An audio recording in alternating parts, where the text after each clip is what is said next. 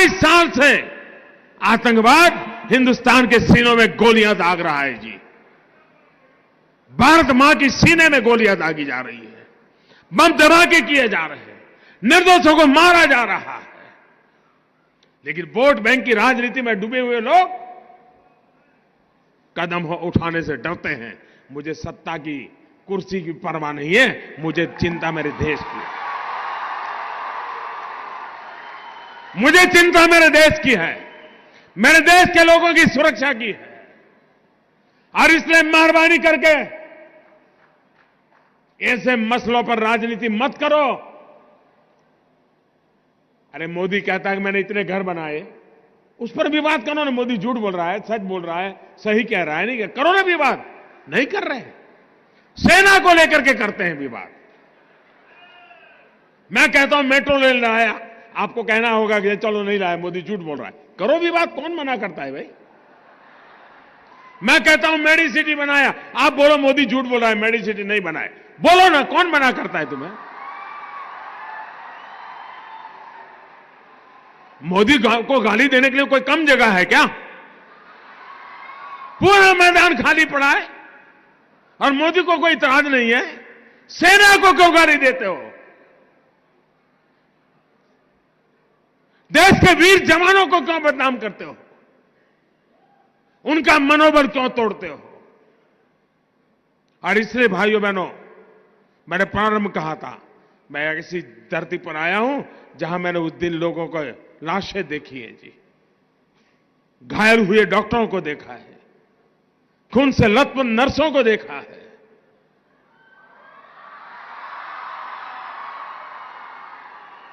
इसलिए मैंने कहा था मैं यहां आया हूं, खुल करके बोलूंगा।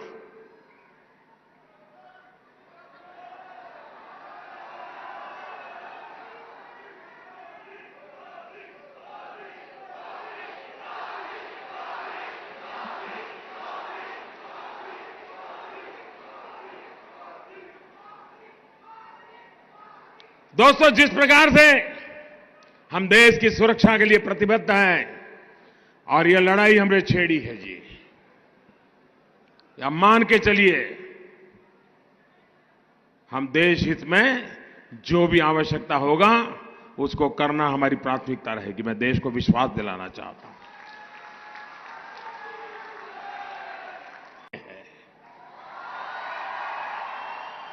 याद करिए दोस्तों,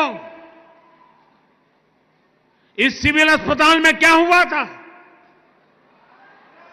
यह अस्पताल इंसान को जिंदगी देता है और राक्षसों ने, मैं जब यहां मुख्यमंत्री था, इसी सिविल अस्पताल में बम धमाके किए थे और निर्दोष लोगों को मौत के घाट उतार दिया था। याद है कि नहीं है? सीमा के उस पार से आतंक होता था। क्या उस समय दिल्ली में बैठे हुए लोगों का दायित्व नहीं था कि हिसाब चुकता करे? भाइयों बहनों, ऐसे ऐसे चीजें मेरे दिल में पड़ी हुई है। और मैंने उस दिन भी कहा था, पुलवामा के बाद मैंने पब्लिकली कहा था कि जो आग देशवासियों के दिल में है, वो आग मेरे दिल में भी है।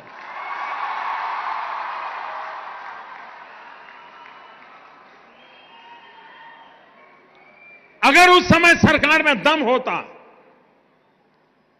तो अहमदाबाद की सिविल अस्पताल में निर्दोषों की जान लेने वालों को वहां जाकर के भी हिसाब चुकता कर देते। मुंबई में 26/11 हुआ, निर्दोष लोगों को मौत के घाट उतार दिया गया, और हम कुछ दिन के बाद चलो अब ठीक हो गया, सब लोग काम पे लग गए। आप मुझे बताइए दोस्तों, आतंकवाद के खिलाफ लड़ना चाहिए कि नहीं लड़ना चाहिए? आतंकवाद को जड़ मूल से उखाड़ना चाहिए कि नहीं उखाड़ना चाहिए? आप मुझे बताइए, कौन पार्टी है जो ये काम कर सकती है? ईमानदारी से बताइए, कौन कर सकता है?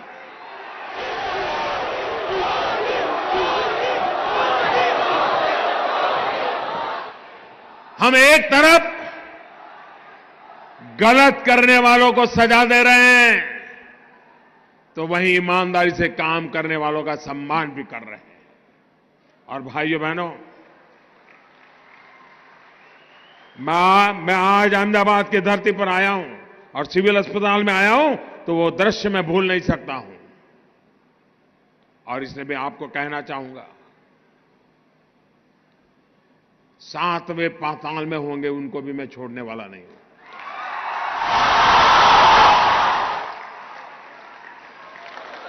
और देश का दुर्भाग्य देखिए, कुछ लोगों को तो पता नहीं क्या हो गया है। आज पाकिस्तान के अखबार की हेडलाइन देख लीजिए, भारत के नेताओं जो बयानबाजी करते हैं वो पाकिस्तान के न्यूज पेपर की हेडलाइन बन जाती है।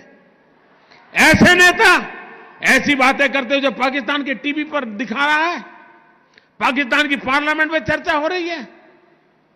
क्या ये देश हित का काम है क्या? आप ऐसी बात बोलोगे जिसे पाकिस्तान तालियां बजाए? अरे देश की जैन सेना ने पराक्रम किया है, देश की सेना ने हिम्मत दिखाई है। और मैं दोस्तों इंतजार लंबा नहीं कर सकता।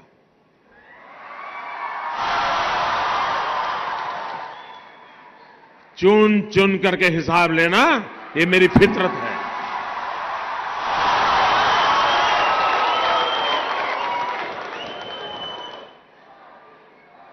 कब तक निर्दोष लोगों को मारने देंगे?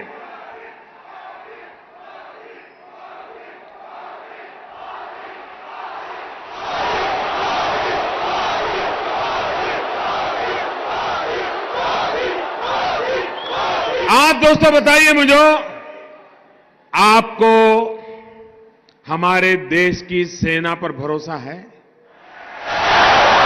उनकी बातों पर भरोसा है? वो जो कहते हैं उस पर आप विश्वास करते हैं? सेना जो कहे उस पर मुझे विश्वास करना चाहिए, सेना जो कहे उसको मुझे मानना चाहिए। लेकिन कुछ लोग हैं जिनको सेना की बात भी पसंद नहीं थी। अरे मोदी की बात मत मानो भाई, मैं नहीं कहता हूं मेरी बात मानो, कम से कम सेना पर तो अविश्वास मत करो। उनके पराक्रम पर तो दाग मत लगाओ। वो जान की बाजी लगा करके खेलता है, वो देश के लिए मर मिटने के लिए निकलता है और सफल होकर के आता है, तो आपकी नींद हराम हो जा रही है। और मान लीजिए ये हमारे सेना के लोग गए थे और मान लीजिए वहां कुछ हमारी योजना के हिसाब से ना हुआ होता और कुछ उल्टा हो गया होता, तो ये लोग क्या करते? क्या करते मुझे बताइए? किसका इस्तीफा मांगते? किसका इस्तीफा मांगते? क्यों भाई? मतलब राजनीति आप कर रहे हो, अब सफल हो गए तो चिल्ला रहे हैं कि मोदी ने तो आर्मी का नाम ही नहीं देना चाहिए, जय जवान जय किसान भी नहीं बोलना चाहिए। क्या देश की सेना के जवानों का गौरव करना चाहिए कि नहीं करना चाहिए?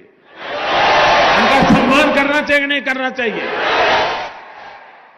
लेकिन इनके पेट में दर्द हो रहा है।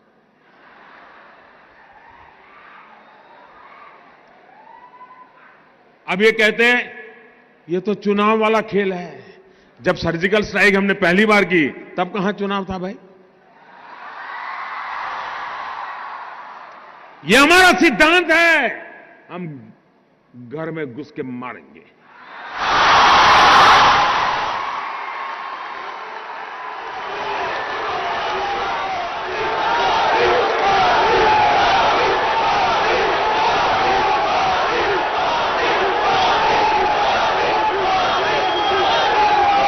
कोई देश ऐसी असहाय अवस्था में नहीं रह सकता है। 40 साल से आतंकवाद हिंदुस्तान के सीनों में गोलियां दाग रहा है जी। भारत मां की सीने में गोलियां दागी जा रही है, बम धमाके किए जा रहे हैं, निर्दोषों को मारा जा रहा है। लेकिन वोट बैंक की राजनीति में डूबे हुए लोग कदम उठाने से डरते हैं। मुझे सत्ता की कुर्सी की परवाह नहीं है, मुझे चिंता मेरे देश की है।